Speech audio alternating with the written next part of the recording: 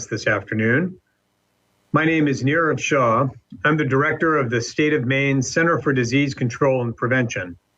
I'm joined today by Commissioner Jean Lambrou, Commissioner of Maine's Department of Health and Human Services. Commissioner Lambrou and I are joining everyone today to provide everyone across the state an update on the COVID-19 situation for today, Wednesday, June 10th, 2020.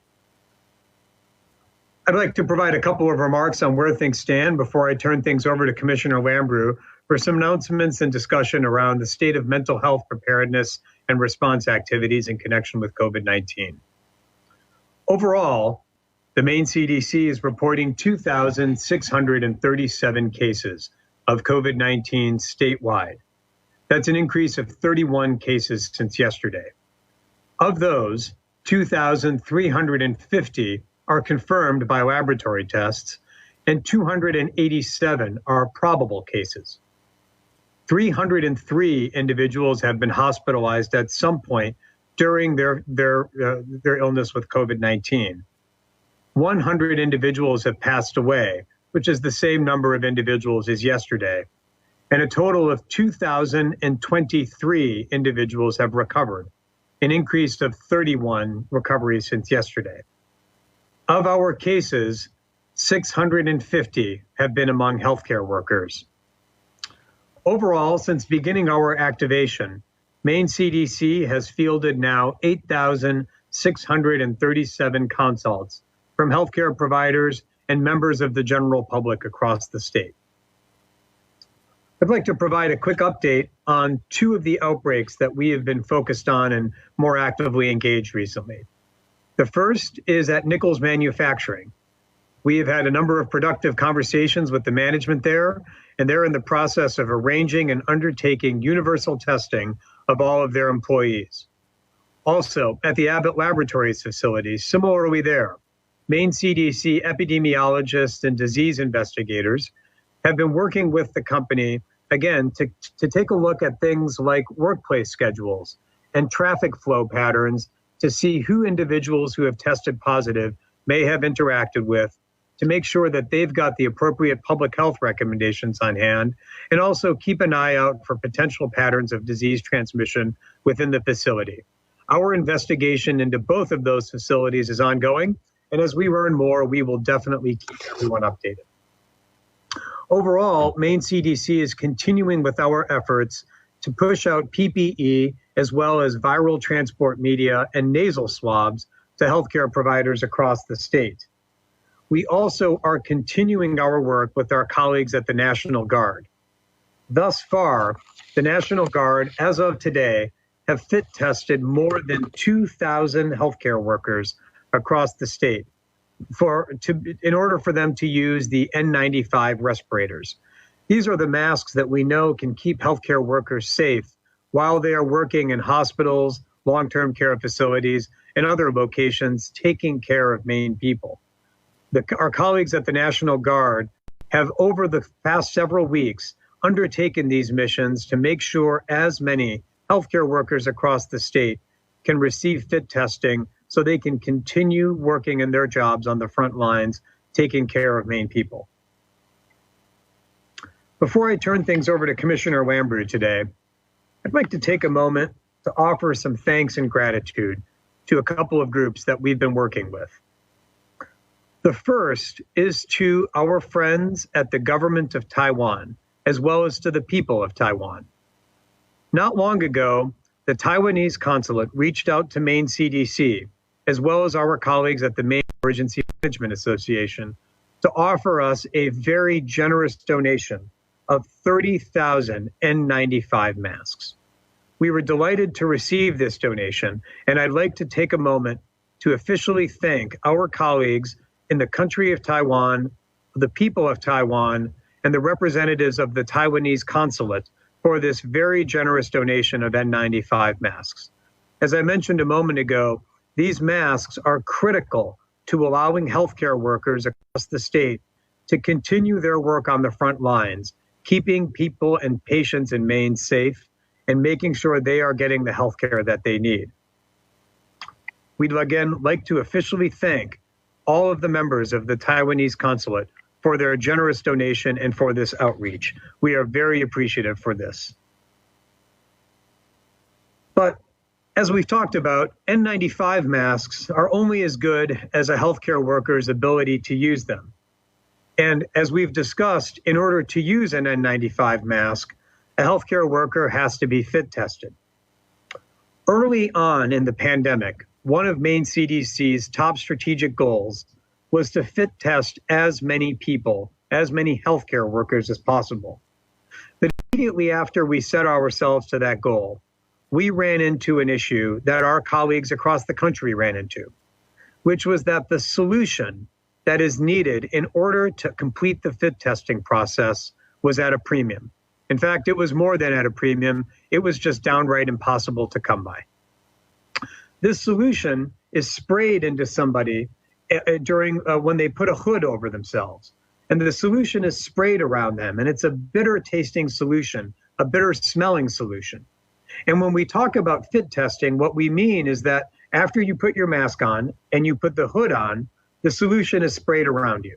And if you can smell that bitter solution or taste that bitter solution, we know that the fit testing isn't quite yet there. We know that because it means that the solution was able to get into your mouth or into your nose. And so the person doing the fit testing goes back and tightens it up. That solution was at a premium. It was downright impossible to come by. We were facing a challenge because we wanted to get as many folks fit tested, but couldn't find the solution. In fact, we even reached out to our colleagues at FEMA, and they themselves said that they were not able to obtain it. Thankfully, about 2 months ago, we received an outreach from Professor Karen Housknecht at the University of New England School of Pharmacy. She reached out to us and offered to make this solution for the state of Maine so that Maine CDC and our colleagues at the National Guard could properly undertake this broad mission to fit test folks. Over the last 2 months, Professor Housknecht and her colleagues at the UNE School of Pharmacy have provided Maine CDC with roughly 500 bottles of this solution. The provision, this generous donation, manufacture, and provision of this fit testing solution played a humongous part in our ability, as well as the ability of the National Guard overall, to fit test now over 2,000 people across the state. In addition, we've also supplied this solution to counties and their emergency management agencies who have requested it, so county-level fit testing missions can also occur. To give everyone a sense of how difficult this solution is to get, when we set this strategic goal for ourselves back in early February, we ordered a box or two of it from our standard supplier. That was back in early February.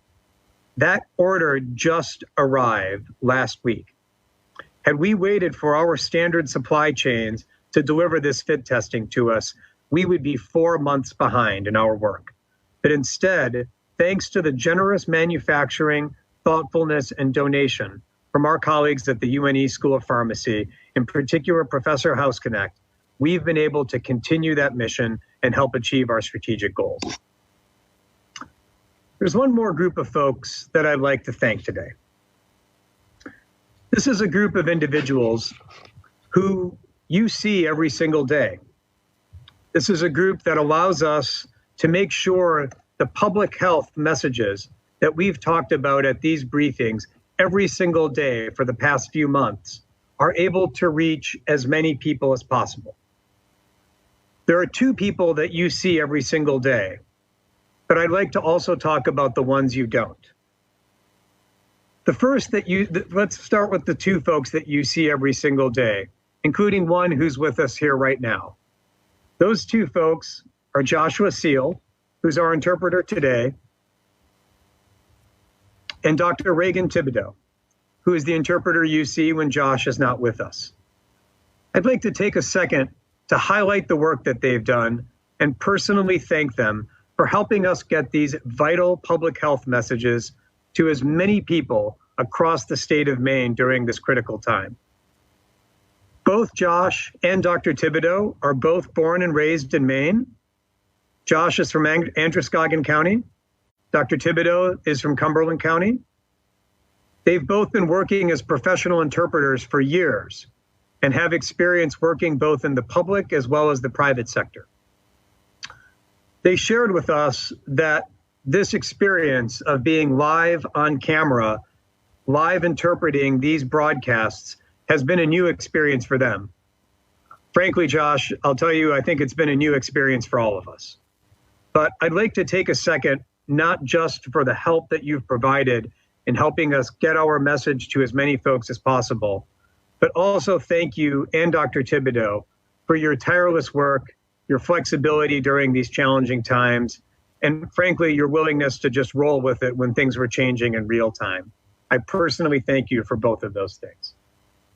Now, Josh and Dr. Thibodeau are the two folks that you see, but it's important for everyone who's watching to know that there's a large team of individuals that are behind the camera supporting them.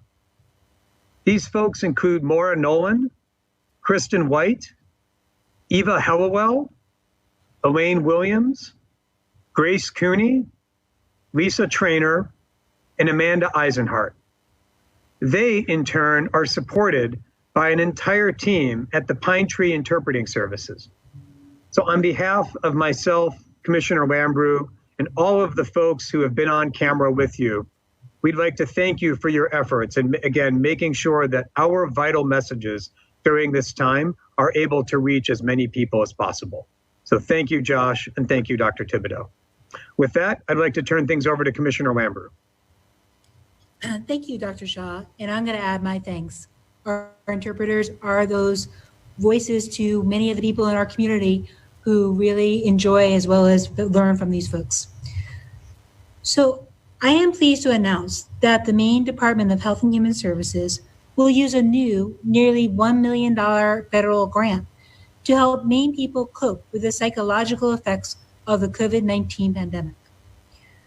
Maine will use this funding to provide both direct support for individuals exposed to the virus and proactive outreach aimed at reducing the long-term behavioral health impacts of the pandemic. Mainers are increasingly reaching out for behavioral health support in the face of the pandemic. For example, Maine's Intentional Warm Line, which offers non-crisis peer supports to adults, has received more than 6,000 calls since March 30th, an increase of 40%. The call duration increased as well by over 60% during the same period. The department will use this $989,045 grant from the U.S. Substance Abuse and Mental Health Services Administration for 3 activities. The first is to offer crisis counseling to individuals diagnosed with COVID-19, close contacts of such individuals, and people living or working in an outbreak setting. Community health workers will be trained to provide psychological and emotional support, assessment and case management, and facilitate connections to Maine CDC contact tracers. Behavioral health providers will stand ready to offer additional support to individuals with more significant psychiatric needs. This work supplements the ongoing work of Maine CDC's Behavioral Health Response Team, whose trained volunteers have been responding to outbreak settings to help minimize the impacts and support those who are affected.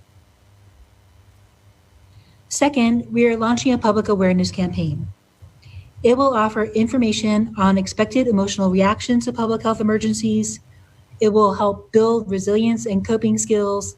It'll help people know what warning signs to watch for and when and how to seek help. While the campaign will serve the general public, it will target those with pre-existing behavioral health conditions, first responders and healthcare workers, and those experiencing significant economic impact from the pandemic. Third, we are increasing support for the Maine Frontline Warm Line for first responders and healthcare workers. We also will expand support for the NAMI's Maine Teen Tech Support Line and the Intentional Warm Line. We're also adding psychological first aid as a service accessible through Maine's 211 system. We will also assess the behavioral health needs of different communities in Maine, including people of color, new Mainers, tribes, first responders, and healthcare workers to determine how best to direct future resources. We expect to apply for a second round of federal funding to extend the project over longer term, recognizing that public health emergencies have both immediate as well as long-term psychological impacts. We encourage people to visit the Maine Department of Health and Human Services Office of Behavioral Health for mental health and substance use disorder information and resources available during the pandemic, including helplines. That is, go visit maine.gov/DHHS to find how you can get more information and get help for any psychological, behavioral health, or substance use disorder needs. With that, I'll turn it back over to Dr. Shaw for questions. Great. Thank you, Commissioner. I'd like to just, before we turn to our colleagues in the media, provide a quick update for everybody on where things stand with testing volumes and that positivity rate that we've talked a lot about. Cumulatively, thus far in Maine, there have been a total of 69,588 tests for COVID-19 done. Of those tests, 64,411 have been the molecular PCR tests that we really focus on to tell us what's in the what's ahead of us as opposed to what's behind us. Of those molecular tests, 4.68% have been positive. Just in the past day across the state of Maine, there have now been 1,541 molecular tests that were conducted. Of those, 46 were positive, bringing yesterday's point positivity rate to 2.99%. So cumulatively, our positivity rate has been 4.68%, and our point positivity rate yesterday was 2.99%. So with that, we'll turn things over to our colleagues in the media. Today's first question goes to Eric Russell from the Press Herald. Good afternoon, Dr. Shaw, Commissioner Lambert. Thanks for taking my time. I have two clarifying questions and then a new question. I want to clarify the zip code data that's up on the website right now. Yesterday afternoon, the data was posted as of June 9th, but then it switched back to June 2nd, and this morning it's June 7th. So I'm trying to get some clarity on what's happening and also what the plan is for that going forward. Sure. So as we go through and update the data files, we like to make sure that they are as of the last time the data file was updated. If we find errors or if we find inconsistencies and are cleaning up the data, we revert to the prior time the data was posted. Eric, we'll get you some more clarity exactly around that, but it's entirely a function of, okay, we found an issue here with, say, data suppression and privacy in this zip code. While we address that, we'll go back to the previous data set that existed. So that's why the dates shift from time to time. Rather than taking down the entire thing, we just revert to the last update. Yep. The other clarification I had was something you said yesterday, Dr. Shaw, about not testing congregate care workers until you're sure that they have replacements lined up for any sick people. Can you expand upon that a little bit? Does that mean you're not going to test unless you know people are, there's replacements for those workers? No, it's, I'm glad you raised that, Eric. So the context here is that as we move forward with testing individuals, say, who might be staff members at long-term care facilities, the long-term care facility has 100 staff, and we test all of them, and hypothetically speaking, 10 of them come back positive. Those individuals can't be at work. We'd like to make sure that the facility that in particular has a plan in place for how they will backfill those 10 positions, whatever they may be, before we engage in the testing. Now, it doesn't need to be a one-for-one. So it doesn't need to be that if Joe Smith tests positive, we're going to bring in Mary Jones. But we need to make sure that the facility has thought through the implications. So it's not as if we have to wait until there is a listed one-for-one replacement. But we'd like to make sure that we have a frank conversation with the facility before we start going down that road. They don't need to have every single position backfilled 4 or 5 people deep. But we want to make sure that they've at least got a contingency staffing plan in place before we go down that road. Commissioner, anything more to add on that end? No, we continue to work with all of our different types of congregate living facilities with education, with support. We also have been working with different partners to figure out how we can make sure their staff support is needed. So we continue to value our partnerships with these facilities and look forward to continuing that partnership this summer. It's not a hard stop. It's not a red light. It's more of a, we need to yield and make sure we think it through before we start. Okay. And one more, if I may. So other states that have seen their economies reopen a little sooner than Maine have seen some noticeable spike in new cases. California, Texas, Florida, among them.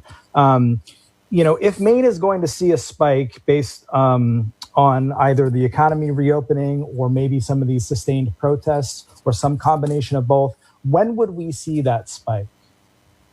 Sure. Eric, it's as you can imagine, it's very difficult to speculate as to when we might see any type of change in the future with this outbreak. That being said, the states that you noted, as well as some additional states, Arizona and Utah, among others, what they have noted in connection with their statements around the increases they've seen is they've noted that it was not too far off of Memorial Day. So there is some speculation, and it's just that speculation, that it might be connected to those activities. What we know is that in any type of situation where folks are coming together, there's the possibility any number of days after that, anywhere from 5 to 20 or so days after that, for folks to become ill enough to seek testing, and then they'll have those tests reported to us. So there's not a certain number of days that we would look for in order to tie something to. We're always on the lookout for any increases, and then we look backwards to see what might have precipitated it. Thank you both. You bet. I'd like to turn next to Amy Brown from WERU. Thank you. Just following up on that last question about the staffing plans, does that mean that someone who, you could have people who are potentially positive still working while you're waiting for a staffing plan to be put in place? And that, if so, that sounds like you consider understaffing to be more of a risk than COVID? No, I wouldn't characterize it that way, Amy. What we want to do is make sure we balance both. So certainly if individuals are symptomatic, or if there is an outbreak in a facility, if there is a single case in a facility, we move immediately toward universal testing of everybody there, residents and staff alike.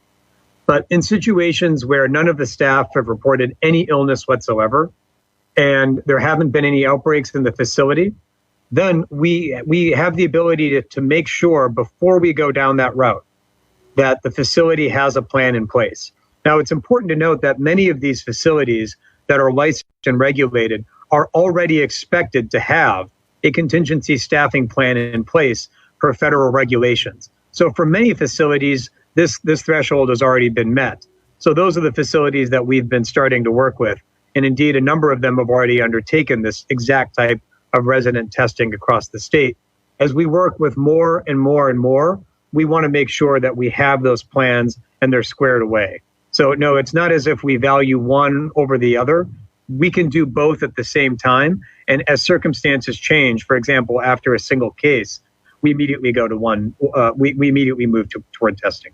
Okay, thank you. And did Taiwan donate N95 masks to other states as well, or just Maine? And if so, why Maine?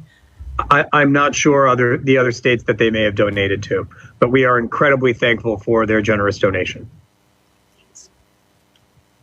I'm going to turn next to Brian Sullivan at WABI. Thank you very much. Dr. Shaw, just a quick one for you and then one for the commissioner. Can you give us an update on the Chimbro outbreak and the contact tracing and just the latest there? Yep. So the contact tracing has been underway. We have not identified any new cases associated with the Chimbro site. We'll get you the exact number. I believe when I looked at it last night, it was at 26 cases in total. We have not identified any further or subsequent cases. The contact tracing has been underway. And what we've really found is that many of the individuals who were affected happened to be from Maine itself. Another segment were from as far away as North Carolina and Wisconsin. One of the things that our epidemiologists have been trying to piece together, as we do with all workplace sites or workplace outbreaks, is whether individuals may have contracted the virus there or whether they may have all converged there, having contracted it elsewhere. Right now with the Chimbro site, given how large it was and the sheer number of individuals who are coming in and out, we haven't sorted that out yet, but that's one of the things our epidemiologists are working on. Do you know how many days it's been since you've had a new case there? I believe it's been on the order of 10 to 12 days, but rather than speculating, we'll get you the exact number, Brian. Thank you. And Commissioner Lambrou, just with this new money that's being allocated and put towards mental health, why now? Why did we feel this was the time to roll this out?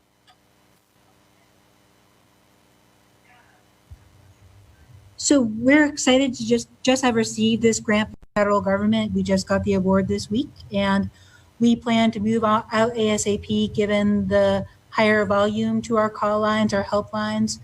We also have been concerned about some of the underlying trends and data that we've seen. So we've been looking at all of our different indicators. We do have a new dashboard that we posted on our DHHS website called COVID-19 Impacts on DHHS Services that includes some of the indicators that give us pause. So we're engaging with our community of providers to, number one, step up the counseling, number two, step up the education, and three, just remind people they can get help. We have resources for them. We have hotlines and helplines. We have one for teens. We have a special one for healthcare workers, the frontline, warm line. We appreciate that this is a challenging time for people with COVID-19, for their families, but also people in Maine who have been affected by the economic impact of COVID-19. We know so many people have struggled with teaching their kids at home or not having childcare or worried about their own jobs in their future, not being able to potentially get back into the workplaces that they want to, or vice versa, worried about going back to work. So we really urge all Mainers to use the resources that are out there. They're available online, including 211, for help as needed. So this is new money separate from the, maybe I'm wrong, but the 1.3 billion that had been allocated. This is just new separate cash. This is a new grant coming from the federal government to the Maine Emergency Management Agency that we're working with to implement this program. It is new funding this week. Thank you. We're going to turn now to Caitlin Andrews at the BDN. Good afternoon. Thank you for your time. I have a question for Dr. Shaw, then I have a question for Commissioner Lambrou. Dr. Shaw, I was wondering if you could share your thoughts about what might have caused the MEMA building closure. I understand that some bacteria was found in the air humidifiers that I believe you guys are still testing, but not in the water and air systems. What are your thoughts on that? Sure. So, Caitlin, our investigation is still underway. As you noted, we recently received results that suggested that the 4 humidifiers that were placed in the Emergency Operations Center itself did test positive for various bacteria. Now what we're working on is matching up the bacteria with the symptoms. Of course, not all bacteria cause the same symptoms. So we're trying to take a look, we are taking a look at the bacteria that were found and then trying to figure out how that matches up with the symptoms that people experience, as well as their locations. Now, the ultimate question, of course, is what might have caused this in the first instance. That's, of course, the $64,000 question in any kind of environmental investigation of this sort. So we're looking at other hypotheses there. One, of course, is that these bacteria, some of them are naturally occurring in the air around us. They are natural, they happen to occur, but in certain situations, they can concentrate, and then if concentrated for a long enough period of time, can cause some folks to get ill. That's one hypothesis that we're looking at. We've also tested the water in the building as well as the HVAC systems, neither of which showed anything of concern. So we're continuing our investigation, but we found that the humidifiers themselves were likely the source of whatever propagated across the facility or within the Emergency Operations Center. And I'd like everyone to know that those humidifiers were immediately removed. They are no longer in the facility whatsoever. Do you have any early guesses, like maybe like Legionnaire's or Pontiac's disease? No, so that's one of the hypotheses that we're always looking at. Candidly, the symptomology didn't quite fit for something like Legionnaire's that usually causes a pneumonia. So we're looking at other bacteria that could cause more transient, rapid onset type situations. Those other diseases tend to cause smoldering, low-level infections that get worse over time and cause lower respiratory symptoms. The symptoms that most people experienced here were things like muscle aches and fever as opposed to cough and shortness of breath. So we're looking at some other bacteria right now. Thank you. And for Commissioner Lambrou, I was wondering if you could tell us a little bit more about what the DHHS folks who will be returning to the remote office, what some of the practices will the department be instilling when they return? And can you give us an idea of how many employees will be going back to those remote offices? Sure. So this week, we are beginning to return some of our 3,400 Department of Health and Human Services workers back to the offices, including into the field for child welfare caseworkers. We are starting slow. There are 140 of our 3,400 workers who are coming back this week. That's less than 1%. We are still largely teleworking. So taking out Maine CDC and our hospitals, which have different types of work, we still have 86% of our workforce that are teleworking or dispatching from home. But for those who do come back to our buildings, we are taking the advice of our Maine CDC colleagues. Cloth face coverings are worn in the hallways, in restrooms, in elevators. We've moved tables out of any break rooms so people are not congregating there. We are maintaining the very good practices for cleaning and hand washing and personal hygiene. So we are taking the advice of Maine CDC and US CDC to make DHHS a safe workplace. But we also recognize it's important. We are entrusted at the department with ensuring that children are safe. So our child welfare workers need to be back on the job. We know some people need to meet in person to sign up for benefits or to understand a form that they got that's confusing. So we are safely returning to some of our functions in those areas where it's really important to people in Maine that we're there for them. Thank you. Thanks, Caitlin. We're going to turn to Steve Missler at Maine Public next. Thanks, Dr. Shaw. A couple of quick follow-ups on the Abbott Labs situation. You had mentioned that the CDC had discussed with them work schedules and traffic patterns within the facility, I'm assuming. I don't recall you ever mentioning that before in a workplace setting. Is there something going on there that's concerning that you would highlight that, or is that just sort of a general practice? No, I'm glad you raised that, Steve. No, when we look at workplace outbreaks, one of the first things that we ask for after how many folks have been affected, how many folks work there, is what their work schedules were. And then if it's in a food processing facility, we ask for a physical map or a layout of the facility to see where in the facility folks were working. In this case, being partly office and partly lab space, we ask for maps around traffic flow and pattern. That is very standard practice in workplace outbreaks. Okay.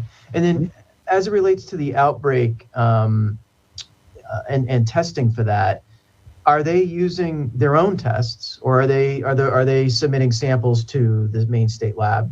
Out of curiosity. They are undertaking testing on their own. I don't know exactly which tests they are using.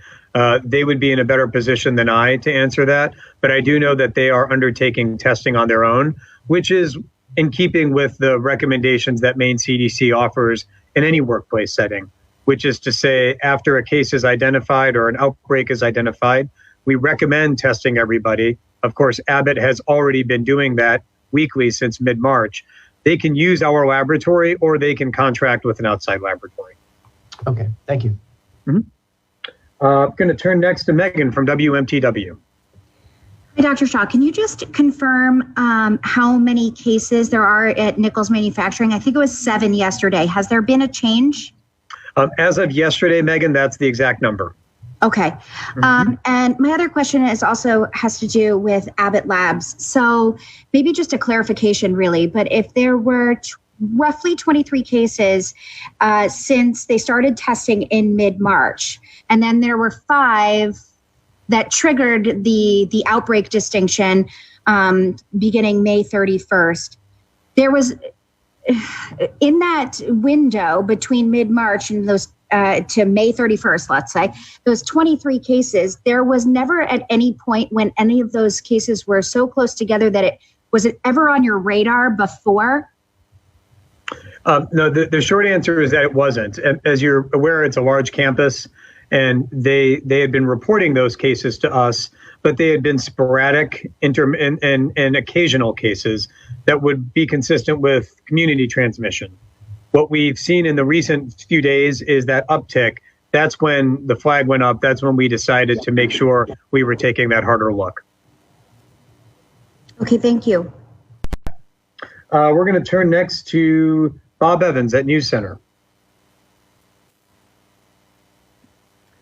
Hi there. Good afternoon to both of you. Good afternoon, Dr. Shaw. I'm Don Kerrigan's understudy. Dr. Shaw, there are reports that a person's blood type can have some impact on people getting COVID-19. Is that correct? And if so, what's your knowledge on that? There have been some reports of that, but none of those at this time has been endorsed by the US CDC. And so really, it's one of those scientific questions that right now, the answer is not known. And until the US CDC endorses it and has reviewed the data and has made sure that it meets all their exacting standards for scientific accuracy, it is too early to tell and not something I would put stock in at this time. Okay. And my next question is, now that things are starting to open up, what is the status of the contact tracers that you mentioned that will be hired? Mm-hmm. So we've been continuing to add to our team of contact tracers. We can get you the exact number, but as we've identified more cases, we've been adding to our team of contact tracers in stepwise fashion. We've done that through two mechanisms. One is through hiring individuals. The other is through tapping into the robust base of individuals who have said they'd like to volunteer. And so as we've detected more cases, as we know that the contact tracing needs to improve, we've added to our workforce commensurately and in a stepwise fashion. We've also been making much more use of the IT tool called Sarah Alert that allows us to enroll individuals and keep tabs with them in a way that works for them, whether it's by phone, by text message, online, by an app, or not by an app, but online through a website. We've been enrolling more and more and more contacts into the Sarah Alert system over the past few weeks. That's been a great way for us to keep in touch with folks to make sure that if they're developing symptoms, we're aware of it and can get them help. Commissioner, is there anything else that you'd like to add on top of that? Just that as we add testing capacity in the state of Maine, we also need to add contact tracers. As Dr. Shaw has previously said, when you go test more people, you find more people with COVID-19, even if our rate remains constant. So we're going to continue to build that team because we know that in the summer, there are more people in Maine. So it's a prudent activity to both expand our testing as well as expand our contact tracing for the coming months. Thank you both. You bet. And the last question today goes to Joe from ABC 7. Thank you, Dr. Shaw. From the beginning of the pandemic, the testing equipment for COVID-19 has been kind of scarce, and we've had, ups and downs through it. I've been talking to a lot of people in the hospitality industry, and many of them are wondering why the alternative to the 14-day quarantine was changed to a negative test, and the alternative given which states that's difficult to get for a vacation. And the question I have for you or for Commissioner is, what kind of input does the CDC or the DHHS have on those new policies that have been implemented for out-of-state travelers? I think I'll begin by saying, Maine values its tourism industry. It's one of the major industries in the state. We know so many people whose livelihood is based in tourism. We also know those workers, those Mainers, want to have tourism be safe. Virtually every state with tourists like us has some version of 14-day quarantine because without a treatment and without a vaccine, there's few alternatives. What we chose to do in Maine is to say there may be an alternative to coming to Maine and quarantining for 14 days. That is getting a recent negative COVID-19 test that will allow you to not have to come and stay in your hotel room until you've passed that 14 days. Again, right now there's no tourism allowed beyond these 14 days in any New England states. We feel like we're giving our tourists an alternative. We also did announce that residents from New Hampshire and Vermont can be coming to Maine without a 14-day quarantine. They can come now as seasonal residents or people from Maine who go to these states and come back and not quarantine. Beginning on June 12th, hotels and lodging can have New Hampshire and Vermont residents check in. And beginning July 1st, when our own testing capacity is expected to significantly expand, hotels and lodging and campgrounds in Maine can accept people from states other than New Hampshire and Vermont with a recent negative test as an alternative to quarantine. So we're proud of this policy. We think it's going to allow people to come and safely vacation in Maine. And we expect testing capacity to expand in Maine and other states over time to make this a viable option. The only thing I'll add on top of that, Commissioner, is that our goal through this has been, and this is what I believe we've done, is to add options for individuals rather than take them away. This is yet another option that a family can pursue if they'd like to come vacation in Maine, and that's the direction we'd like to head.